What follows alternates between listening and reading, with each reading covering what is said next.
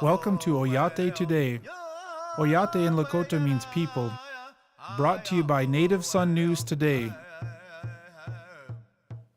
Hi, welcome to Oyate Today. I am your host, Richie Richards. Oyate Today is produced by Tim and Jackie Gallego. Tim is an enrolled member of the Oglala Sioux tribe. Our guest tonight is Miss Jace DeCory, an assistant professor emeritus at Black Hills State University. Thank you for being here, Miss DeCory. It's a pleasure being here. Thank you. Definitely. I'm very excited to have this discussion tonight. Wonderful. One of the things, well, let's just jump right in. On October 17th of this year, you had a building up there in Black Hills State University campus called the Jace DeCory Center for American Indian Studies, dedicated in your honor. Can you tell me a little bit about that? Well, first of all, it was an awesome thing that I was rather shocked when I heard that was going to happen. A little bit reluctant because I knew that there were many other people that have done so many things for Black Hills State and so many things for the Center for American Indian Studies that it really humbled me. And I thought, oh, I don't know. And I talked to my sons and they said, Mom, you got to do it. You got to, you know, at least go have them put it forth to the South Dakota Board of Regents. So, because that would be wonderful to have the center named after you. And so I was a little bit shocked, but again, very honored and humbled by it. It is not a building yet. Hopefully someday it will be a building. If I could win the lottery, it would be a building in the next couple of years, but it is the Center for American Indian Studies and is located in Jonas Hall. Jonas Hall. But at one time, and my vision, if you will, and if they say if you put that out there that it'll happen, so I'm hoping that someday it will be a real building in which our students and faculty and community and others can partake and be a part of that center. Where classes can be held as well. And they could hold presentations there, would hold our vast and growing library of books and materials, resource materials, and I think it would be a wonderful place to be affiliated with Black Hills State. I think it could be an excellent resource for the school and also for the community. Almost like a research center on some level. Then. I think it would be a wonderful research center. That's what my hope is. That's awesome. That's really good news. You've been at Black Hills State University for 33 years now. Obviously, this center was dedicated in your name for your years of service to Black Hills State. So who were some of the key players who made this possible then? Well, I think that certainly our president that we have now, Dr. Tom Jackson, has been very supportive of American Indian Studies and also of the center activities. And in talking to him and in visiting with other folks, I think that he understood that, you know, we should really start acknowledging some of our American Indian Studies programs and people, and let the state and other states know that this is a resource that we have. And you know, I don't want to blow my own horn or anything, because there have been very many people associated before me with the center who have been doing excellent work. Bonnie Tice was a center director for many years. Lowell Amiot from the Oglala Sioux tribe, he was director for a number of years, and plus we've had a number of other center directors. Our current director, Dr. Erla Marcus, who's Northern Cheyenne and Turtle Mountain, she does wonderful things with the center and for our students. And so, as well as our assistant director, Rosie Sprague from Standing Rock. So there are a number of people that I think are doing good things for our Native students and for the state of South Dakota by being involved with our activities at Black Hills State University. Yeah, and I appreciate your humility, but I also encourage you to blow your own horn. You're doing amazing work there over the years, so I'm really very impressed with all of that. Currently, I guess you're teaching in one of the programs up there as assistant professor emeritus, and I understand that you're volunteering for this. Could you tell us a little bit about that? Well, the reason why is when you retire, I'm redirected.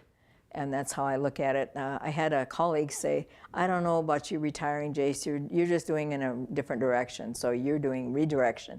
And I kind of bought into that. But because you never really retire from being an educator. If you're a parent, you're an educator because you have children, you're teaching them. So I think a lot of us are educators in this world. But in terms of Black Hills State, I do have a love for Black Hills State, obviously, because I've been there for many years. I had opportunities to go other places, but you know, they've treated me well, and I've enjoyed the students, being there, and I've enjoyed living in the Black Hills. When I was a young child, my dad told me, and I said this on more than one occasion, that I was going to one day live and work in the Black Hills. And I said, I don't remember saying that, Dad. He said, oh yeah. When you used to say that every time we'd come back from California, you know, we'd come back during the summertime to visit relatives when we lived in California. And we'd go to the Black Hills and we'd, you know, go pray at Bear Butte, and we'd do other things of that nature and tourist stuff. And he said, you'd always say that, I'm gonna live and work here one day. And so again, when you put it out there, it happens. And I didn't even know that when I was a child, but I was putting it out there. So in terms of being at Black Hills, I think that it's offered a lot of personal opportunities for me, but it also has been a real joy to work with students and to hopefully be some sort of mentor or positive influence for our Native students and non-Native students. Sure.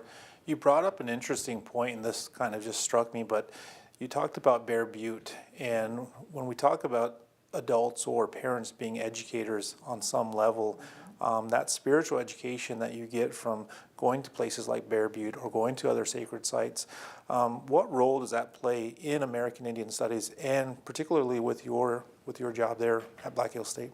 Well, what I've done is, personally, I stay connected to these sites because of my participation in Lakota religion, Lakota spirituality, and I don't bring, I try to bring positive things about those places into the classroom because I've been there and I've experienced those things and have been around many wonderful Lakota leaders and spiritual leaders in my life. Really been blessed. I think I'm really thankful for that. My husband was a wonderful holy man, a Heoka, and so he brought that to our family. And he brought those elements of connectedness, spirituality. I think those things have helped me stay grounded and being able to stay in this area and teach. And because I always know that there are other things greater than me out there. The Creator, all of creation, Dakua Kanki, that which is holy. And so once you understand that I'm just a part of that, all of that creation, then I can be a little bit a part of that and do what my part is to make sure that we're doing the things that we're supposed to be doing as Lakota people and helping one another and cooperating and encouraging our young people to be here. I love our young people. I want them to go on to school. I want them to have a purpose in life and some direction. And those sacred sites help you to do that. When you go there to pray, they help you to stay centered. They give you that extra spiritual strength, I think, to be able to tackle the everyday kinds of things that we all have to deal with. And so it rejuvenates me all the time when I go to Bear Butte. It helps me. Not only that, but it seems like when we talk about American Indian Studies, we're talking about some really tragic time period for American Sure. Indians and tribes and Native peoples in general. So that spiritual healing or that spiritual energy that you bring back into the classroom from places like Bear Butte, I'm sure that helps a lot, not only yourself, but the students. It's very important, I think, and I encourage students to find that sacred place in their heart. And it can be, a sacred place can be a number of different places. It can be Black Elk Peak, it can be Matotipila, it can be Paha, you know, just the general, the Black Hills in general, the Pahasapa in general. But the idea is that in one class in particular, the Hesapa Cultural Experience class, we actually go to different sacred sites. And I've been teaching that class for decades now. where we make that, the students make that connection to the land and to themselves and to the things that happened around those areas. And so it's history, it's culture, it's, you know, it's the whole gamut. It's the feeling, how you feel. We give offerings to the spirits. They know that they have to know that protocol, that spiritual protocol when you go to sacred places. Sure. So I think that has been an integral part of our curriculum, in bringing in those kinds of elements. When you talk about curriculum, well, first of all, we're going to take a break here, Ms. DeCory, but Okay. When we get back, I'd like to learn a little bit more about kind of the involvement and the changes in American Indian Studies that you've seen in your 33 years there at Black Hills State. So we'll be back with Assistant Professor Emeritus Jace DeCory after a word from our sponsors. Closed captioning for Oyate Today, brought to you by West River Ear, Nose, and Throat.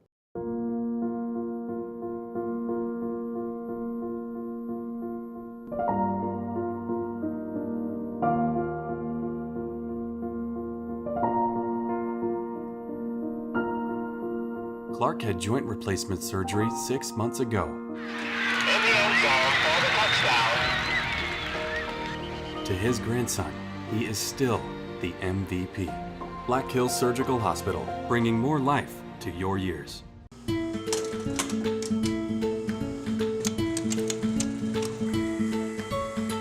You know, it's really busy in the coffee house, not just in the morning, but all day long. And it's really important that we serve our customers hot coffee, coffee that's ready for them when they're ready for it. We get that, Michelle. And our team at Black Hills Energy will make sure you have the electricity you need to keep that Java nice and hot. Speaking of hot Java, how about a cup for the road? Black Hills Energy. Life sponsored by Energy.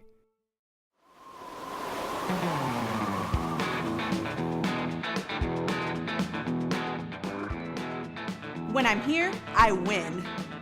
This fall, with a stay-and-play package, one great price lets you experience the best that Prairie Wind has to offer. Great gaming, delicious food, and a one-night stay. Only $99.99 Sunday through Thursday, $149.99 Friday and Saturday. Only at Prairie Wind Casino. Feel the wind.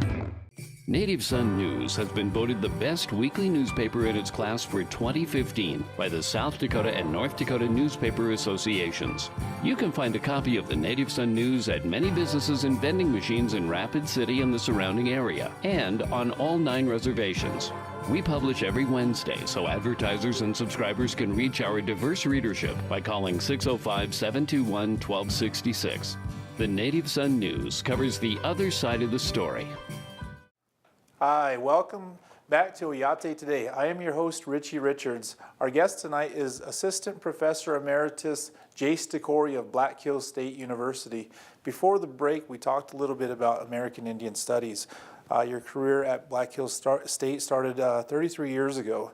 And could you tell us a little bit about those early years in American Indian Studies as you've seen them back then? Okay. Well, when I first started at Black Hills State, I'm going to go back a little bit before that. I first started working at Turtle Mountain Community College and did some consultant work with Standing Rock College at that time, which is now Sitting Bull College, and then Cheyenne River Community College. And so trying to get involved in the tribal college movement. And I thought that was really a good thing for our reservations. And I still think it is. It's a positive resource that we have for our tribal people right on the res.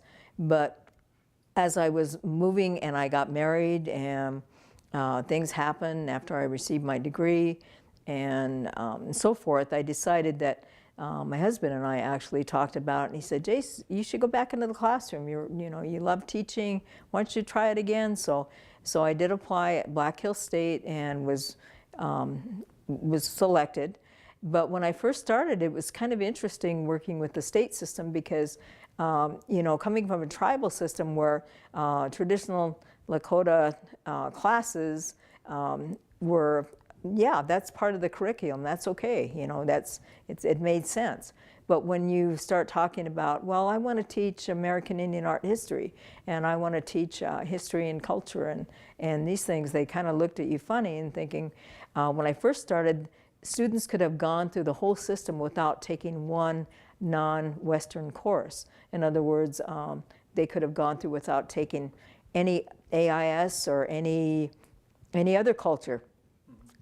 They could have made it through there. And so I really pushed early on at Black Hills State to have at least students have at least 1 or 2 courses that they have to take that is of the other culture, another culture. And so most of the students took American Indian History and Culture or American Indian Art History. So those have been 2 courses that have been really strong. But then students were asking for other things, which I think is good. So film and media and music and other American Indian women. I'll be teaching American Indian women next semester because then I can serve as an adjunct. This semester I'm volunteering in ethnobotany class. Who would think to have ethnobotany of the Northern Plains back then? That wasn't even what they were thinking about. We were barely able to get those couple courses, say, into the curriculum, and so I thought that was really a breakthrough. And once we got our foot in the door like that, I think it was really exciting because then they were able to see the positiveness and that intercultural communication that was missing from the curriculum. Sure. So that was exciting times. But it was always a push. In fact, I had history professors say early on, what do you want to teach American Indian history for? We already have our history courses and all that. And so even with colleagues, it was difficult at first.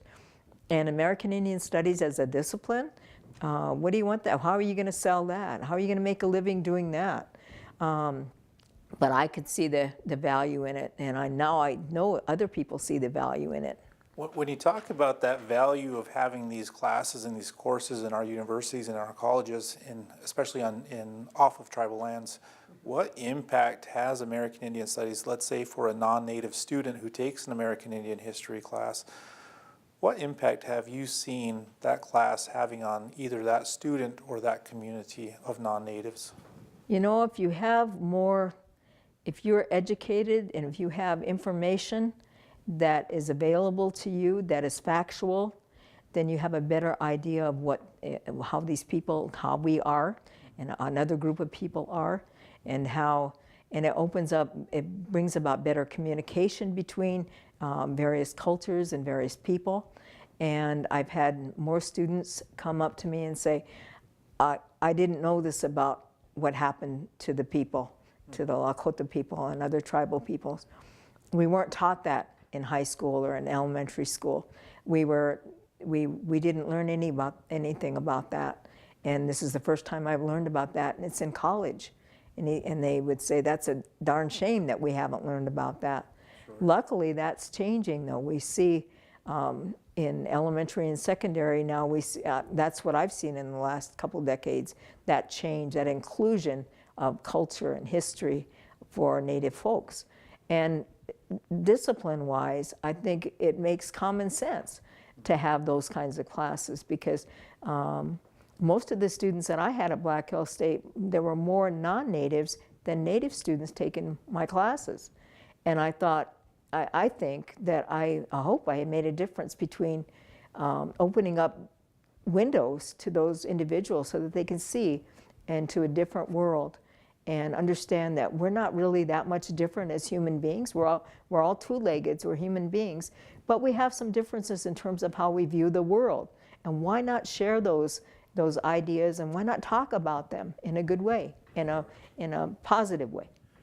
Are there any challenges with the American Indian Center at Black Hills State University? What are some of those challenges, or what do you go through from your perspective? Well, some of the challenges are not having, there's always challenges of not having enough funding, and I'm thinking that if we could bring in some more grant money, or if we could bring in some more resources, we'd be able to do other things that we can't do now because of you can only hire so many people with so much money.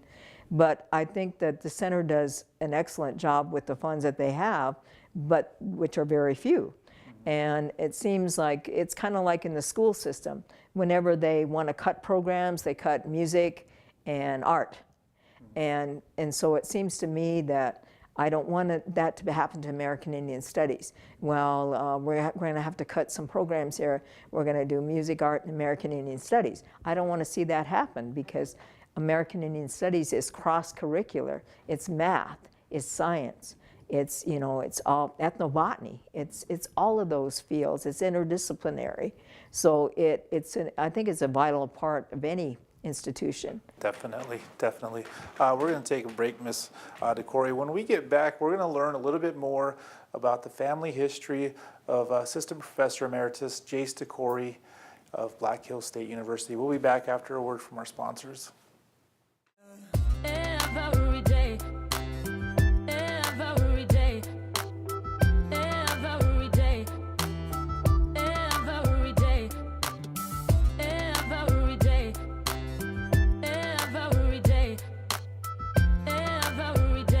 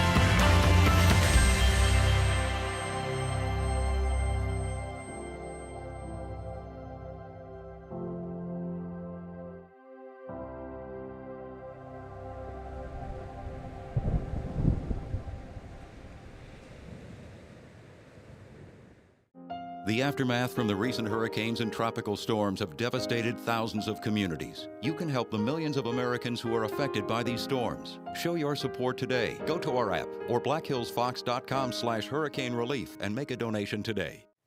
Hi, welcome back to Oyate Today. I am your host, Richie Richards. We're interviewing Ms. Jace DeCory, Assistant Professor Emeritus at Black Hills State University. Before the break, we talked about some of the history of American Indian Studies at Black Hills State University and at other places as well. I wanted to learn a little bit more about your family history. I understand you're a descendant of Yanktonais Chief Mad Bear. So could you tell me a little bit about Chief Mad Bear? Sure. I'll show you a photograph first of all. Mad Bear is, that was his, not his baby name. His baby name was Wild, actually, but this was his adult name. And the reason why they named him that was because associated with the bear, certainly. So Mad Bear was my great-great-grandfather on my mother's side, my maternal side. And so Scholastica Mad Bear, who was my grandmother, I learned a lot from her about Mad Bear and how he was a member of the Fool Soldier Band that rescued the Chautauqua prisoners near Fort Pierre. And he was a very kind, good man. He had about 300 people in his Teoshpai and living along the Wakpala area now, along the Missouri and the Grand Rivers there. And so the land that I'm connected to is my mother's land, that land on Standing Rock. So that is my mom's side. My dad is from Cheyenne River. That's where he's enrolled, and that's where I'm enrolled. And my dad's mom was a fielder from Cheyenne River. And my dad's dad, however, was a Cooney from Pine Ridge. And so I grew up, spent the first 2 years of my life on Cooney Table near there in Interior. And I was born at Pine Ridge in the old Indian Health Service Hospital.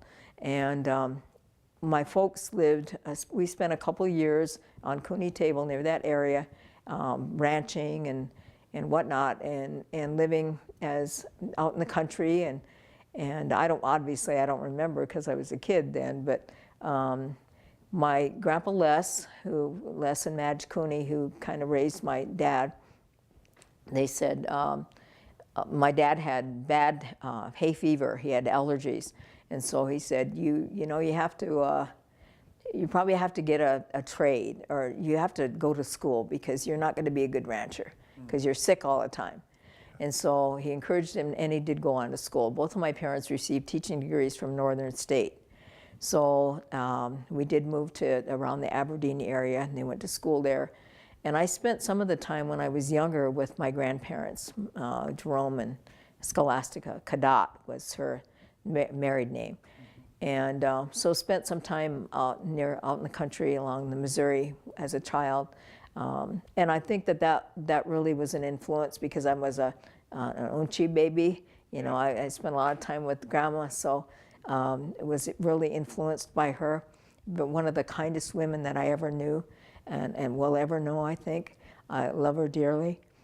And I look at my grandpa, Mad Bear, and he has the same eyes as she did, so I see her in him, and him in her. And so after spending time with grandparents and I think I got really close to the ways and remember picking berries and going turnip hunting and digging turnips and doing all those kinds of things with her. And they had a ranch out in the country, so still connected to that ranch lifestyle, but now my folks were educated and they both were teachers, and so they got jobs out in California, Southern California, so we spent some time out there. But we always came back to South Dakota, always. We'd go maybe through Yellowstone or maybe one of the parks and so forth, but we'd always end up with my grandparents in South Dakota. And my connection to the culture, I'm glad that my folks and my mom especially encouraged the language and all that, because a lot of families, that language was taken away from them. English is my first language, but Lakota was my mother's first language. And so I've always loved the language, and I encourage, and actually our two sons, I have two sons, Sam was my husband, and we have Sam Jr. and Dawson, and they're learning the language, and they're really close to their relatives because they and their culture, because they're in a drum group, they sing, and they feel proud of being Lakota, and I think that's probably one of the things that I value the most, that my kids love being who they are as Sure. Lakota people. Sure. Unfortunately, Assistant Professor, we are out of time, but I just wanted to thank you for your dedication to the students of Black Hills State University, and thank you for making Oyate today a part of your night.